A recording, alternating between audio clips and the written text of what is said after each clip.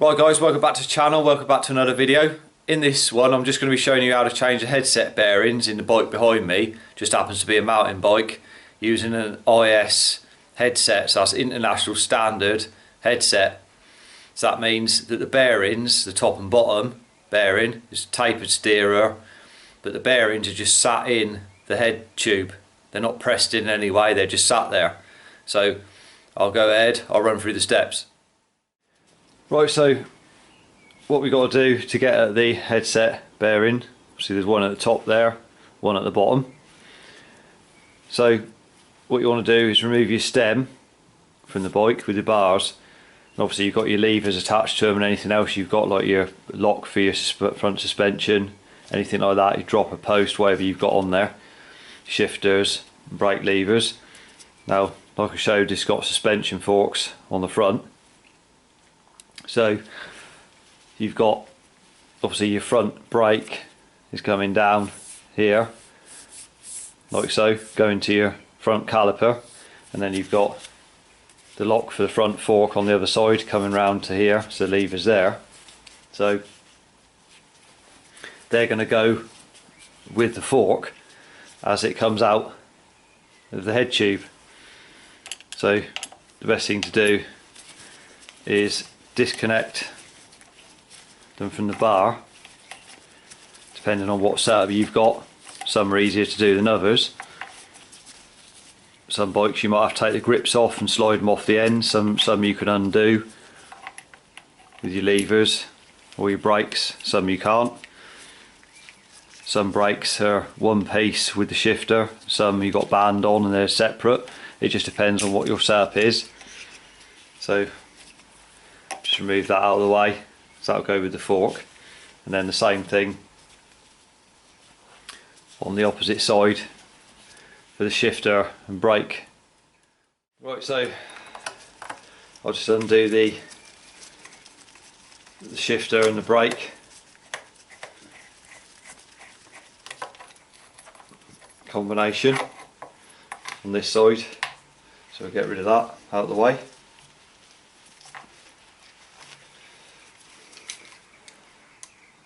Snip the bolt back up there so you don't lose it.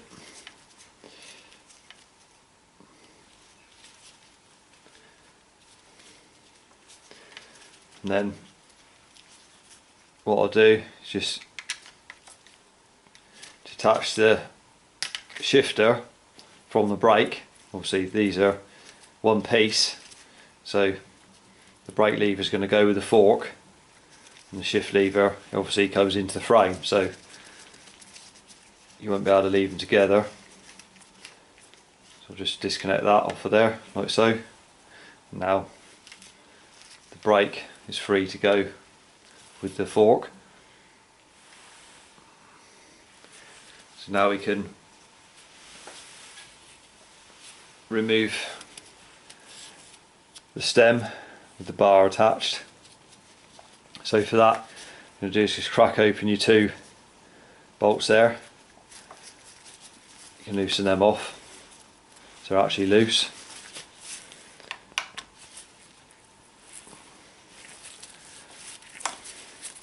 So just get those undone. Now once you've undone them, you've got the 5mm hex head in the top. Those are 4mm there, the two stem bolts, if yours are 4mm. And that happens to be a 5, so just undo that. At the same time just hold the fork just in case it suddenly drops down without you. Some of them do, some of them don't. When you take it all, when you pull the stem off, suddenly the fork might go dropping out of the bottom, straight out of the bottom. So if you just keep one hand on it, just in case. So remember what combination you add any spacers, just in case you forget. So you can obviously take a picture of it beforehand if that helps. Crack that, get those out of the way, then we can just slide the handlebar off like so, and we'll leave that to one side like so, and then Take the rest of the spacers off there. And you've got your cover over the bearing on the top as well. So it's got an O-ring inside, so it just pulls up, pull it up and off like that. Then the fork starts dropping out just from the weight of it. So you slide that, keep sliding it out till it comes right out of the head tube. And you can see by looking at it, all the rusty water there and the rust around there. But I'm expecting the bearings to be no good at all. So we'll take a look at those. Right, so to get the bearings out, they'll just be sat in here. So you can just remove them. Obviously the top one to have a collar in it like so, with a split in it, as you can see there. So put that to one side for cleaning. And then the bearing is just sat in the top there, like so. And as you can see, the amount of rusty water on that. Bearings are very noisy to turn, so they do feel slightly rough. So that's the top bearing, and the bottom one is just up inside the bottom of the head tube. So you can just pull that out, just be sat in there if it hasn't come out with your fork. And there's the bottom one.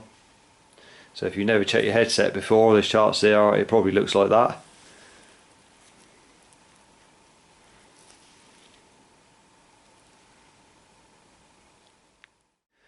Right, so we've cleaned out the head tube areas here. We've cleaned off the fork steerer of any old grease and grime. We've obviously got new bearings as well, ready to go in. So what we'll do, we'll go ahead, get this greased up. So what you want to do is get yourself some grease and just run it round inside there where the bearing's going to sit. So put some grease round in there first of all, and same for the bottom where the bearing's going to sit in the lower bearing. So just put some up in around where that's going to sit.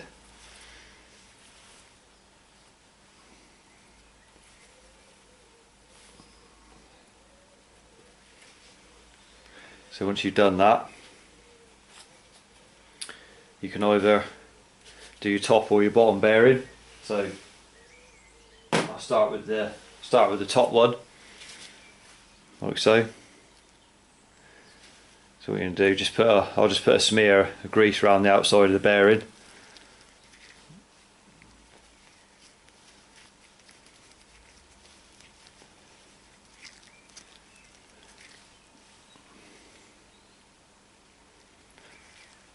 Like so, just greased it.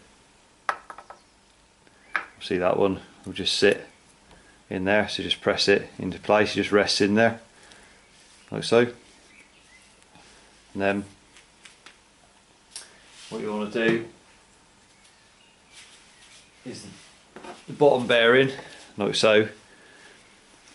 It's obviously chamfered like that, so the chamfered piece there will be going up inside the bottom of the steerer tube, so as it's flat on the bottom effectively when it's in there. So it's the same, you run some grease around this, liberal amount of grease over that.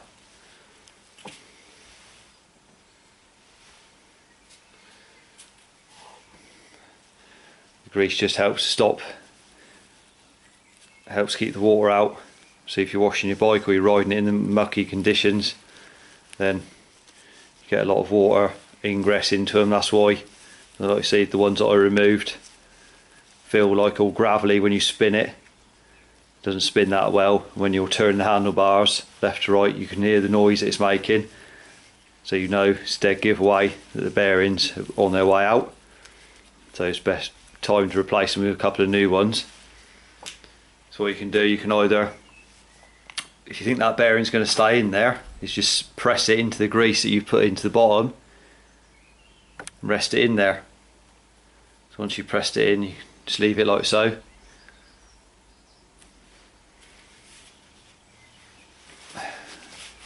Then you can get your fork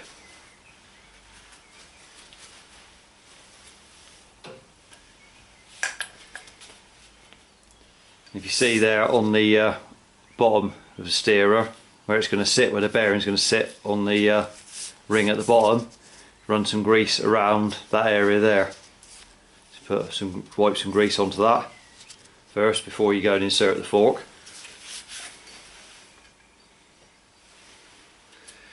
So I'll just get some grease, just run a bit of grease around that, the bottom there, like so.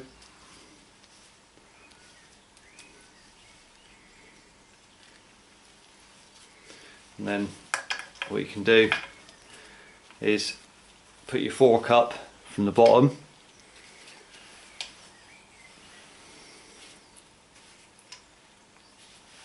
making sure that when you're going to put it up through, you've got everything ready to slide back on to the steerer tube. So it's all to hand, otherwise you can't let go of the fork. So I'll just get everything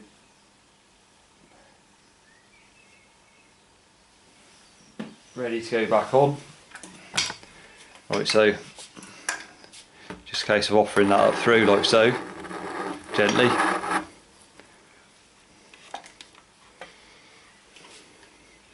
So you can hold it in place. And if you remember the collar that came out the top earlier on, obviously you've cleaned all these up.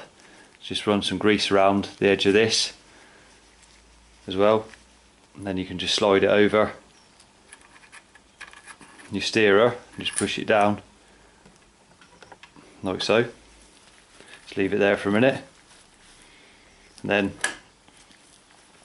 you can get your top hat, sit over the top.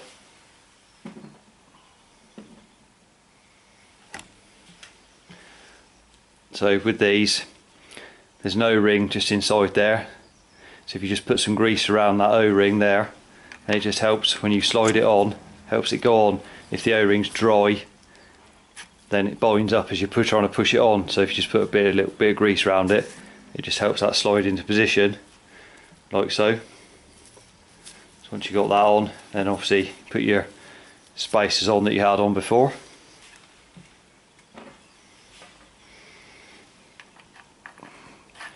You slide your spacers over like that, and then you've got your handlebar.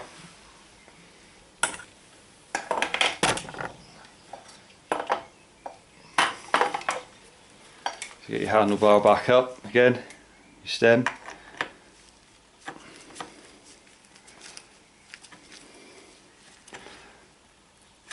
Get that back on, like so.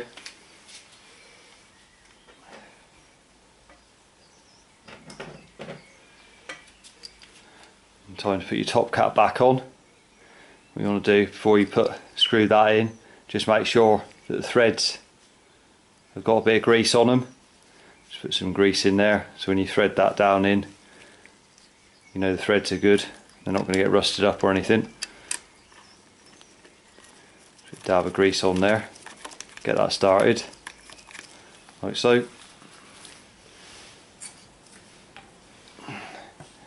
You can just screw it down to begin with. To get your hex head, just screw it down just until it stops moving.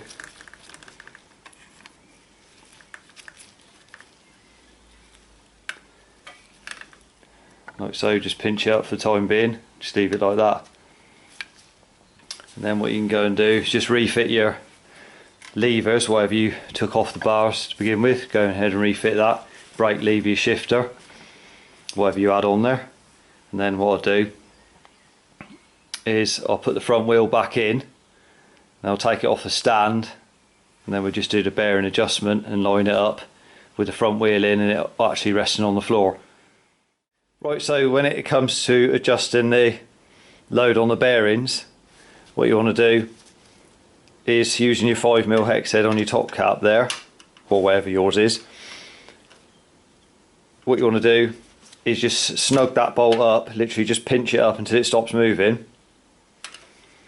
and then by holding on your front brake and just rocking backwards and forwards, you can feel for any play in it, obviously you feel a bit of movement if you've got full suspension forks on there, but you don't want any play from the actual headset. And the other way to check it is, what you can do is you can just grab hold of the stem as well, and then grab hold of the fork stanchions and just move the two and see if you can try and move the fork forward and back, as well as trying to move the headset up and down, the stem as well, and see if you can feel any movement in it. If you can't feel anything, then you've nipped that up enough.